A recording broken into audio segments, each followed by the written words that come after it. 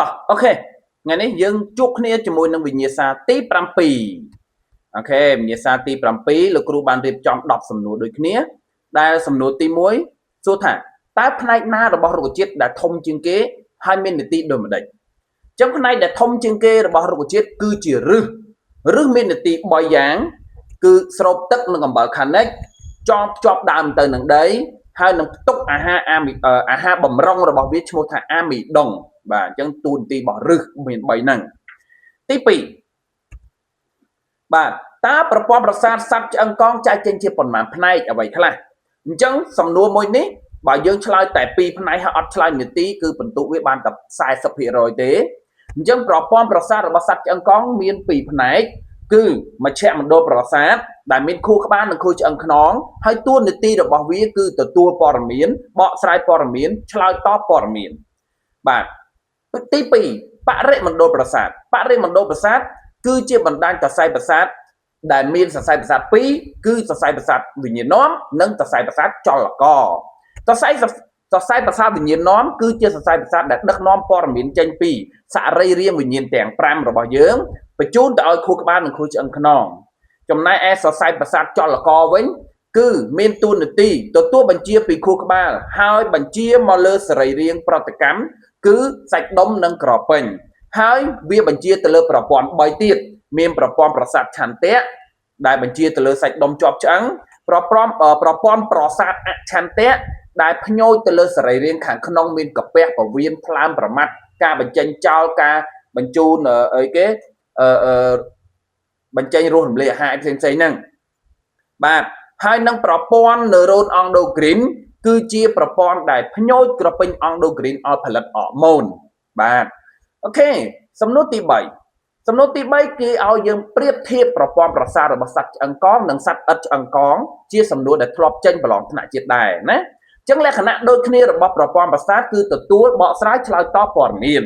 ចំណែកលក្ខណៈខុសគ្នានៃប្រព័ន្ធប្រសាទសត្វឆ្អឹងកងនិងឥតឆ្អឹងកងគឺសត្វឥតឆ្អឹងកងមានសរីរាង្គវិញ្ញាណតិចបាទខួរក្បាលមានទំហំតូចហើយសាមញ្ញ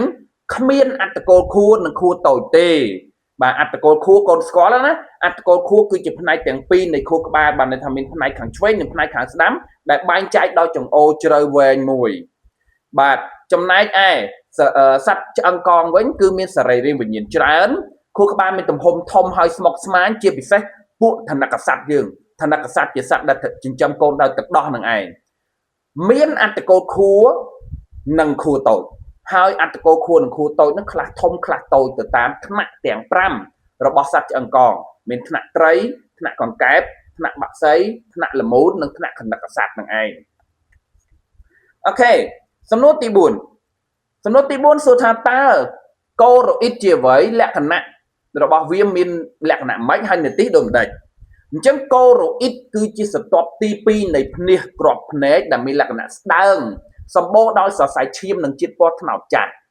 សរសៃឈាមគឺជួយដឹកនាំសារធាតុចិញ្ចឹមទៅឲ្យរ៉េទីនហើយនឹងជួយរក្សាលំនឹងនៃសីតុណ្ហភាពក្នុងភ្នែកចំណែកឯជាតិពណ៌ត្នោតចាស់វិញគឺជួយបង្ការការជះត្រឡប់នៃពន្លឺបានន័យថាពន្លឺចូលទៅក្នុងភ្នែកហើយគឺអត់ឲ្យចេញមកវិញទេបាទសំណួរទី5តើអុយមាត់ទឹកនិងអុយមាត់ខនផលិតចេញពីណាមកហើយមាននីតិដូចម្ដេចអញ្ចឹងអុយមាត់ទឹកនិងអុយមាត់ខនផលិតចេញពីសរសៃប្ដូរនៃអង្គស៊ីលីយេជាសាច់ដុំរលីងដែលស្ថិតនៅជុំវិញកែវភ្នែកអញ្ចឹងអុយមាត់ទឹកមានតួនាទីរក្សាលំនឹងឃ្លុបគ្រាប់ភ្នែកគឺរក្សាកណេប្រស្រីភ្នែកនិងកែវភ្នែកមិនឲ្យរង្គើហើយនឹងប៉ះទង្គិចគ្នា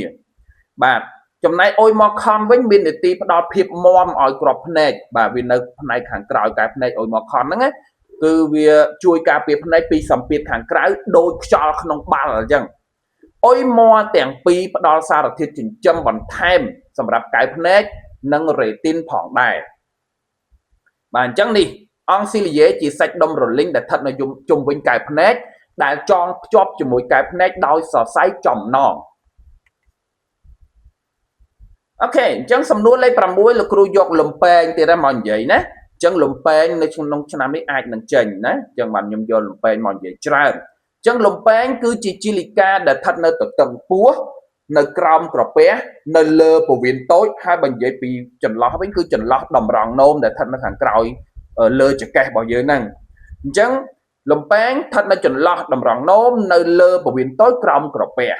អូខេ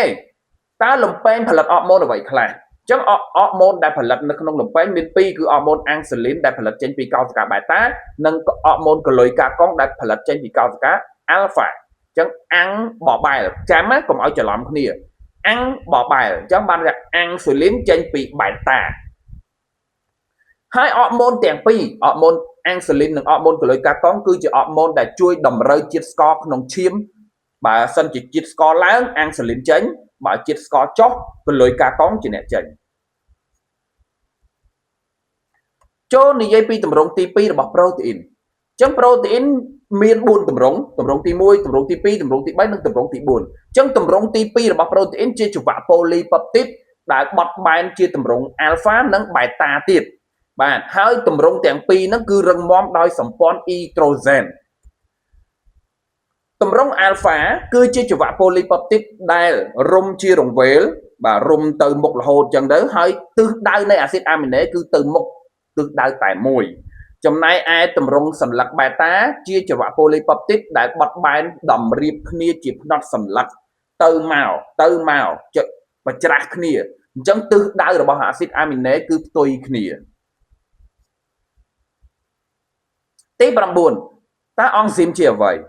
ចឹងអង់ស៊ីមគឺជាប្រូតេអ៊ីនមួយប្រភេទដែលដើរតួជាកាតាលីករជួយជំរុញល្បឿនប្រតិកម្មគីមីនៅក្នុងសារពាង្គកាយរបស់យើងហើយគេសួរថាហេតុអ្វីបានជាក្នុងកោសិកានៃសារពាង្គកាយរបស់មនុស្សមានអង់ស៊ីមច្រើនប្រភេទបានន័យថាមិនក៏មិនប្រើតែមួយទៅប្រើច្រើនម៉េះអញ្ចឹងនៅក្នុងសារពាង្គកាយយើងមានអង់ស៊ីមច្រើនប្រភេទដោយសារអីដោយសារអង់ស៊ីមជាប្រូតេអ៊ីនយថាប្រភេទអង់ស៊ីមមួយចូលរួមប្រតិកម្មគីមីបានតែមួយទេអញ្ចឹងដោយសារតែក្នុងសារពាង្គកាយរបស់យើងមានប្រតិកម្មគីមីច្រើនប្រភេទដូច្នេះហើយអង់ស៊ីមក៏ត្រូវការច្រើនដូចគ្នាដែរទី10ប្រៀបធៀបរុក្ខជាតិម៉ូណូកូទីលីដូននិងឌីកូទីលីដូនខ្ញុំជឿថាសំណួរនេះកូនសិស្សចេះច្រើនមែនទែនចេះ 90% ជាងអញ្ចឹងលក្ខណៈដូចគ្នានៃម៉ូណូកូទីលីដូននិងឌីកូទីលីដូនវាគឺជារុក្ខជាតិអង្គសូស្ពែមដែលមានគ្រាប់ការពារដោយសម្បកមានផ្កាជាសរីរាង្គភេទណាអាចដាក់នឹងថែមមួយទៀតណាមានផ្កាជាសរីរាង្គភេទណាលក្ខណៈខុសគ្នាបាទលក្ខណៈខុសគ្នាមាន5មានផ្កាមានឫសមានស្លឹកមានដើមបាទបាច់តសៃនាំរបស់វាហ្នឹងហើយនឹងមានគ្រាប់អញ្ចឹងចំណុចទី1យើងនិយាយពីគ្រាប់មកគ្រាប់របស់រុក្ខជាតិម៉ូណូកូទីលីដូនមានគ្រាប់មួយស្លឹករបស់វាគឺស្លឹកតំណងស្រោបវែងដើមក្នុងដើមមានបាច់សរសៃនាំរាយប៉ាយគ្រប់កន្លែងផ្កាមាន3ស្រទាប់ឬមេគុណ3ឫសគឺជាឫសស្ញែឌីកូទីលីដូនមានគ្រាប់2ស្លឹកតំណងបែកខ្នែងដូចក្នុងរូបភាពនេះអញ្ចឹងណាបាទបាច់សរសៃនាំជារង្វង់បាទផ្កាមាន5ស្រទាប់4ទៅ5ស្រទាប់ឬមេគុណ4និង5ឫសគឺជាឫសកែវអូខេអញ្ចឹងសម្រាប់វិញ្ញាសាទី7ដែលលោកគ្រូបានលើកមកមាន10សំណួរនេះគឺសូមបញ្ចប់ប៉ុណ្ណឹងជូនពរឲ្យបងអូនទទួលបាននិទេសល្អនៅក្នុងការប្រឡងបាក់ឌុប